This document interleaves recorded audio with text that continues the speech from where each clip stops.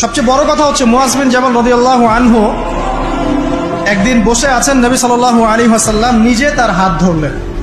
চিন্তা করেন, নবী সাল্লাল্লাহু আলাইহি ওয়াসাল্লাম নিজে মুআজ বিন জাবাল রাদিয়াল্লাহু আনহুর হাত ধরলেন, ধরে বললেন, হে মুআজ, ওয়াল্লাহি, আল্লাহর কসম, ইন্নী লা উহিব্বুকা, আল্লাহর কসম হে মুআজ, আমি তোমাকে ভালোবাসি। চিন্তা করতে পারবেন? হে মুআজ, আল্লাহর কসম, আমি তোমাকে ভালোবাসি। কে বলছেন এই কথা? মুহাম্মদ সাল্লাল্লাহু আলাইহি ওয়াসাল্লাম। এবং এরপর তিনি বলছেন যে তুমি প্রত্যেক ফরজ নামাজের পরে এই দোয়াটা করা ছেড়ে দিও। কোন দোয়া? আল্লাহুম্মা আইন্নি আলা যিকরিকা ওয়া শুকরিকা ওয়া হুসনি ইবাদাতি। বলেন আমার সাথে, আল্লাহুম্মা আইন্নি আলা যিকরিক ওয়া শুকরিক ওয়া হুসনি ইবাদাতিক। প্রত্যেক ফরজ নামাজের পর হে মুআজ এই দোয়াটা করা ছেড়ে দিও না। বলার আগে বলছেন, মুআজ, আমি তোমাকে আল্লাহর কসম ভালোবাসি। মুআজ বিন জাবাল রাদিয়াল্লাহু আনহু সেই সাহাবী যাকে নবী সাল্লাল্লাহু আলাইহি ওয়াসাল্লাম তার গাধার পিঠে বসিয়েছেন। সেই পিঠে বসিয়ে তিনি যাচ্ছেন, মাঝখানে কিছু কথাবার্তা বলছেন। যখনই বলছেন হে মুআজ, মুআজ বিন জাবাল বলছেন, লাব্বাইক ওয়া সাআদাইকা নবী আল্লাহ, হে আল্লাহর রাসূল, আমি উপস্থিত, আমার পিতামাতা আপনার জন্য কোরবান হোক, বলুন।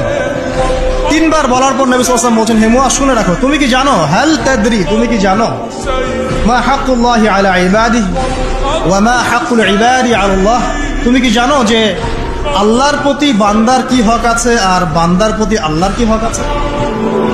মুআজ বিন জাবাল রাদিয়াল্লাহু আনহু বলছেন, ওয়াল্লাহু ওয়া রাসূলুহু আ'লাম, আল্লাহ এবং রাসূল ভালো জানেন।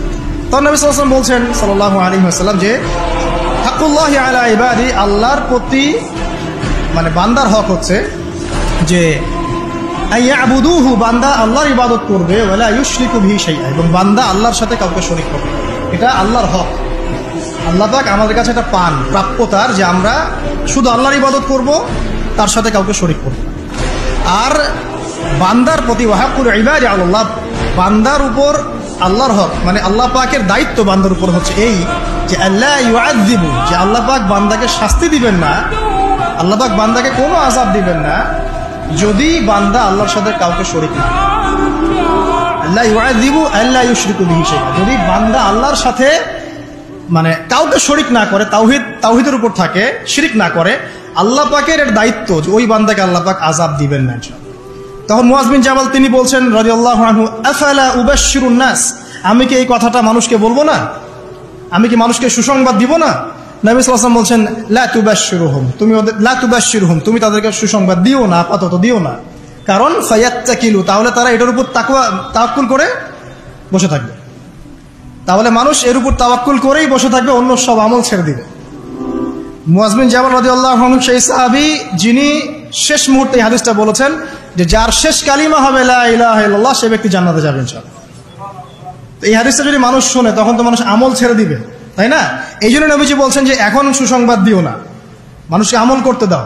কিন্তু আল্লাহর এটা হক যে বান্দা যদি শিরক না করে আল্লাহর সাথে, আল্লাহ পাক তাকে মাফ করে দিবেন ইনশাআল্লাহ, তাকে আযাব দিবেন না ইনশাআল্লাহ তাআলা।